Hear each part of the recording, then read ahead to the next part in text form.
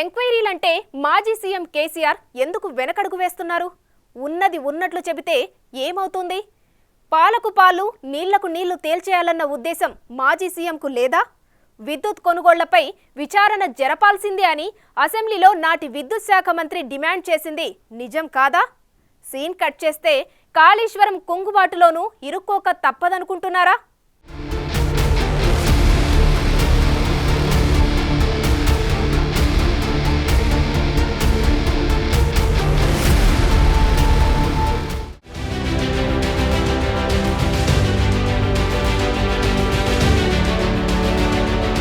వర్షాకాలంలో కేసీఆర్ కు ఉక్కపోత పెరిగింది.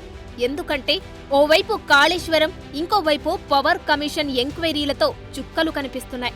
దమ్ముంటే ఎంక్వైరీలు జరపాలని బీఆర్ఎస్ నేతలు ఓ లెవెల్లో కామెంట్లు చేశారు. అంతెందుకు, మాజీ సీఎం కేసీఆర్ కూడా తన 10 ఏళ్ల పాలనపై ఎలాంటి విచారణకైనా సిద్ధమని చెప్పారు. ఇప్పుడేమో ఆగమాగమవుతున్నారు.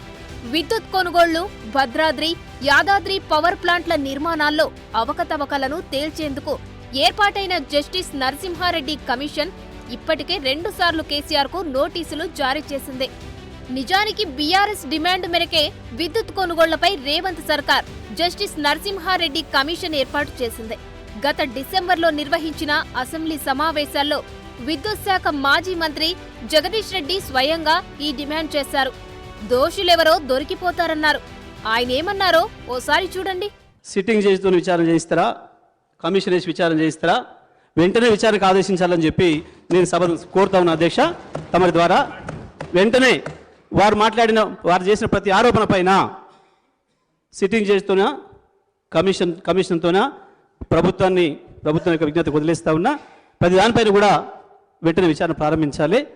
అయితే దాంట్లో దోషులు ఎవరో దొరికితే వాళ్ళని శిక్ష వేయాలి, లేదా ఆధారాలు లేకుండా అసంబద్ధమైన ఆరోపణలు చేసిన వారికి శిక్ష పడాలి. తప్పకుండా ఇది తేలాలని చెప్పి నేను విజ్ఞప్తి చేస్తా ఉన్నా అధ్యక్ష. సభ ద్వారా ప్రజానికాన్ని కూడా విజ్ఞప్తి చేస్తా ఉన్నా. నిజానికి రాష్ట్ర హైకోర్టు కూడా విచారణకు కేసీఆర్ సహకరిస్తే తప్పేంటని ప్రశ్నించింది. అంతటితో ఆగకుండా గులాబీ బాస్ ఇప్పుడు సుప్రీం మెట్లు ఎక్కడం వెనక వ్యూహం ఏంటన్నదే కీలకంగా మారింది. తమ పాలనలో జరిగింది ఇది అని కేసీఆర్ ఎందుకు కమిషన్ ముందుకు వచ్చి చెప్పలేకపోతున్నారన్నది ఇంట్రెస్టింగ్ గా మారింది. తప్పు చేయకపోతే న్యాయస్థానాలను ఆశ్రయించడం ఎందుకు అన్న పాయింట్ చుట్టూ చర్చ జరుగుతోంది. అందరూ వెళ్లినట్లే ఎంక్వైరీ కమిషన్ ముందుకు వెళ్లి వివరణ ఇచ్చి ప్రభుత్వ ఖజానాకు నష్టమైనా సరే తాము తీసుకున్న నిర్ణయాలు ఎందుకు కరెక్టో చెప్పుకోవలసిన బాధ్యత కేసీఆర్ పైనే ఉంది. కానీ అలా కాకుండా కేసీఆర్ ఏకంగా ఎంక్వైరీలే ఆపేలా కోర్టు మెట్లెక్కడం ఇక్కడ కీలకం.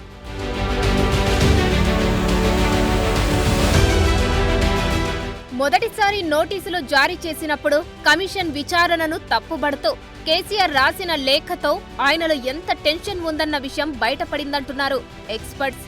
ఆధారాలను క్రాస్ చెక్ చేసుకోవడంతో పాటు ఏమైనా అదనంగా వివరాలు ఉంటే కమిషన్ ముందుకొచ్చి ఇచ్చేందుకు అవకాశం ఇస్తున్నామని జస్టిస్ నరసింహారెడ్డి కమిషన్ 2వ నోటీసులు జారీ చేసింది. అయితే వెంటనే కేసీఆర్ హైకోర్టుకు వెళ్లారు. దీంతో కమిషన్ల ఎంక్వైరీ విషయంలో కేసీఆర్ కు క్లారిటీ వచ్చిందని, వాటి తీర్పులు అంతిమంగా తనకు ప్రమాదకరంగా మారే అవకాశముందని ఆయనకు అర్థమైందని, అందుకే కోర్టు మెట్లెక్కుతున్నారన్న వాదన పెరిగింది.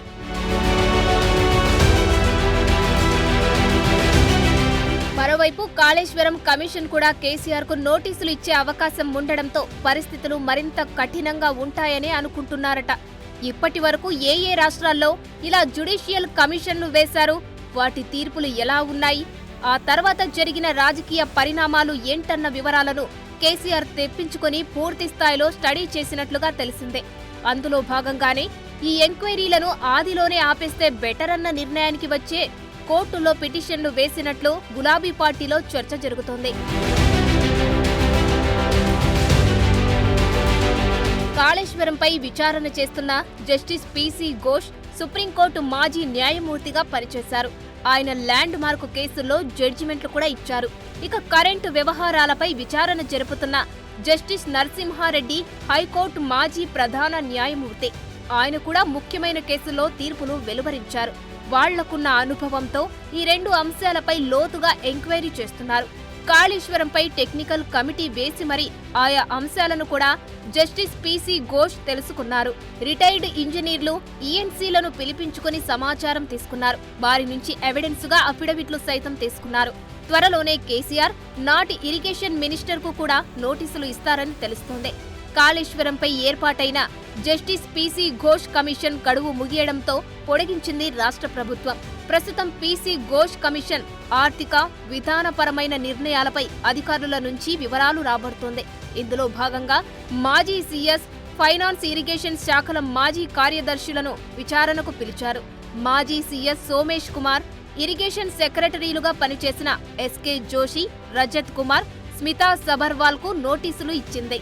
అదేవిధంగా ఆర్థికపరమైన అంశాలను తెలుసుకునేందుకు ఫైనాన్స్ సెక్రటరీ రామకృష్ణారావు, మాజీ సెక్రటరీలు వికాస్ రాజ్, నాగిరెడ్డికి కూడా నోటీసులు ఇచ్చారు.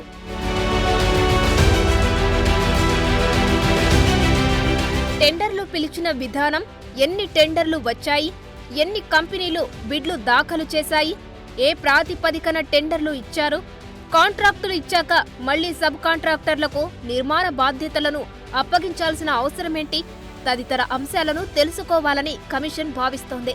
ఇక ఆర్థిక శాఖ అధికారుల నుంచి ప్రాజెక్టు అంచనా వ్యయం ఎంత, ఆ తర్వాత అంచనా వ్యయాలు ఎంత మేర పెరిగాయి, ఎందుకు పెంచాల్సి వచ్చింది, కాంట్రాక్టు సంస్థలకు ఎంత చెల్లించారు, సబ్ కాంట్రాక్టు సంస్థలకు చెల్లింపుల వంటి వివరాలు రాబట్టబోతుంది. ఇవన్నీ తేల్చాక అసలు ఆదేశాలు ఎక్కడి నుంచి వచ్చాయి, ఎవరికి లబ్ధి జరిగింది, ఎవరి తప్పు ఎంత, ఇలాంటి విషయాలపై జస్టిస్ పిసి ఘోష్ కమిషన్ తన రిపోర్ట్ ఇవ్వబోతుంది. సో 2 కమిషన్ల విచారణలు పకడ్బందీగా జరుగుతుండటంతో గులాబీ దళంలో, ముఖ్యంగా గులాబీ బాస్లో హై టెన్షన్ కనిపిస్తోందంటున్నారు. అందుకే కమిషన్ విచారణలు ఇప్పటికిప్పుడు ఆపేలా కోర్టు మెట్లెక్కారంటున్నారు.